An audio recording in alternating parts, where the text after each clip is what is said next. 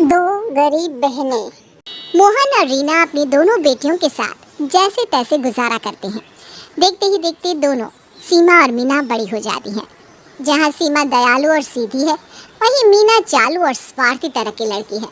एक रोज मोहन रीना से कहता है, सीमा और रीना दोनों की उम्र शादी के लायक हो चली है।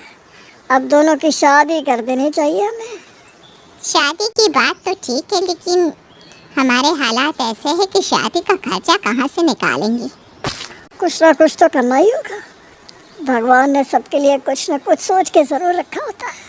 मोहन को सीमा के लिए सूरज पसंद आ जाता है, जिसकी चाय की छोटी सी दुकान रहती है।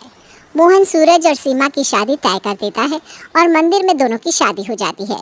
विदाई के वक्त मोहन सीमा से कहता है, बेटी, मैंने अपनी हैसियत से जितना ज़्यादा बन पड़ा उतना कर दिया।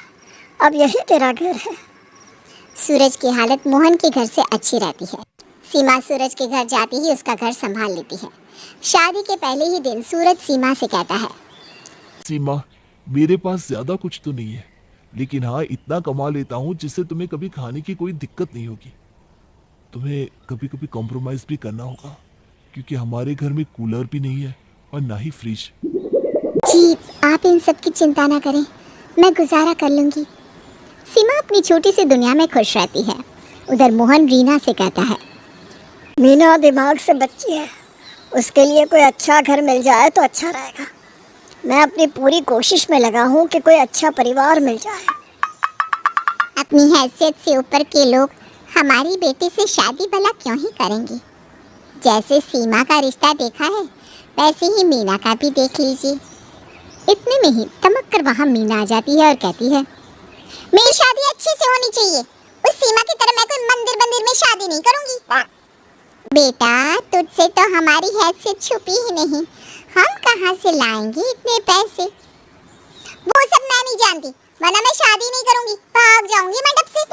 नहीं नहीं बेटा, ऐसा मत करना, वरना हम कहीं मुंह दिखाने लायक नहीं रहेंगे। हम गरीब जरूर है, लेकिन हमारी भी इज्जत है। मीना गुस्से से वहाँ से चली जाती है। रीना की आंख भीग जाती है। मोहन अपनी हैसियत से ऊपर जाकर दीपक को मीना के लिए पसंद करता है और शादी के लिए जिसके यहाँ काम करता है उससे एक मोटी रकम कर्ज में लेता है। घर आकर मोहन रीना को सब कुछ बताता है। मीना बेटा के लिए बहुत अच्छे घर का रिश्ता मिला है। दीपक की अपनी फलों की दुकान है, उसके पास अभी के ज़माने वाला मोटर बाइक भी है। हमारी मीना राज करेगी। मीना और रीना खुश हो जाते हैं। जब सीमा को पता चलता है कि मीना का रिश्ता तय हो गया है, तो वो अपने मायके आती है और मीना को एक साड़ी देते हुए कहती है, मीना, तो ये साड़ी शादी के पहले दिन पहनना, लाल रंग तुझ पर बहुत जचता है। अपनी साड़ी वापस ले जाओ, जैसे लाई हो। मैं ये साड़ी पहनूंगी? आपने जैसे समझ रखा है क्या? सीमा रोती हुई अपनी साड़ी उठाकर चली जाती है। मीना और दीपक की शादी अच्छे से हो जाती है। एक रोज़ सीमा सूरज से कहती है, जी मैं सोच रही थी क्यों ना मैं आपके काम में भी हाथ बटाऊं, इसी बहाने हमारे ग्राहक भी बढ़ जाएंगे। ठीक है। तुम साथ में काम करना चाहती हो तो शाम को दुकान आ जाना। अगले दिन अपने घर का सारा काम करके सीमा शाम को सूरज की दुकान पर चली जाती है और खुद चाय बनाने लगती है। आज सीमा के आने से कमाई दुगनी होती है। ये देखकर सूरज बहुत खुश होता है। तुम मेरी लक्ष्मी हो, तुम्हारे दुकान पर आते ही मेरी कमाई दुगनी हो गई। मैं सोच रही हूँ क्यों ना चाय के साथ हम पकोड़े भी बनाने लगी। शाम को चाय और पकोड़े अच्छे भी लगते हैं। मैं सारी तैयारी करके घर से ले आऊँगी, तुम चाय बनाना और मैं पकोड़े उतारूँगी। मुझे ऐसा क्यों लग रहा है कि मेरी बीवी एक अच्छी बिजनेस वुमन है और हम बहुत जल्दी अमीर होने वाले हैं। अगले दिन सीमा पकोड़े की तैयारी करके दुकान पर आती है और पकोड़े बनाने लगती है। उधर मीना दीपक के साथ सीमा की दुकान पर आती है और चाय पकोड़े लेती है। सीमा तुरंत एक चेयर पोंछती है और मीना से कहती है, तुम दोनों पहली बार हमारी दुकान पर आए हो, बैठो। अब तुम्हारी ऐसी हालत हो गई है कि तुम्हें पकोड़े बनाने पड़ रहे हैं। मैं यहाँ तुम्हारी टूटी फूटी चेयर पर बैठने नहीं आई हूँ।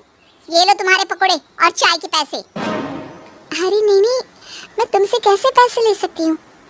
रख लो, मैं गरीबों के पैसे नहीं रखती हूँ। तुम्हारी हालत पे बहुत तरस आ रहा है मुझे। मेरे पति की फलों की दुकान है, मैं तो रोज फल खाती हूँ और ये बाइक भी मेरी है। रोज शाम को घूमने जाते हैं हम। मीना सीमा की बेइज्जती करके वहाँ से चली जाती है और सीमा रोने लगती है। तभी सूरज कहता है, ये क्या, इन बेवकूफ़ों के कारण तुम क्यों आंसू बहा रही हो? ये मीना कौन सी अमीर है? इसका पति फल बेचता है, वो भी रास्ते पर लगाकर। एक बाइक होने से कोई अमीर नहीं हो जाता। सीमा और सूरज की कमाई दिन पर दिन बढ़ती जाती है और वो एक और दुकान खोल लेते हैं। इधर दीपक के फल की दुकान में चोरी हो जाती है और चोर को पकड़ने के चक्कर में उसका हाथ टूट जाता है। दीपक के घर बैठ जाने के कारण मीना के घर की जमा पूंजी खत्म हो जाती है और कुछ ही दिन में उसके घर का राशन भी खत्म हो जाता है और मीना रोड पर आ जाती है। एक दिन मीना इन सब का जिम्मेदार दीपक को बताकर उससे लड़ने लगती है। अब तो खाने के लिए एक दाना भी नहीं है, क्या खाएंगे हम? यही दिन देखना बाकी था। तुम जैसे आदमी से शादी करके मैंने बहुत बड़ी भूल कर दी। एक छोटा सा फल का दुकान था, वो भी खत्म हो गया तुम्हारी लापरवाही के कारण।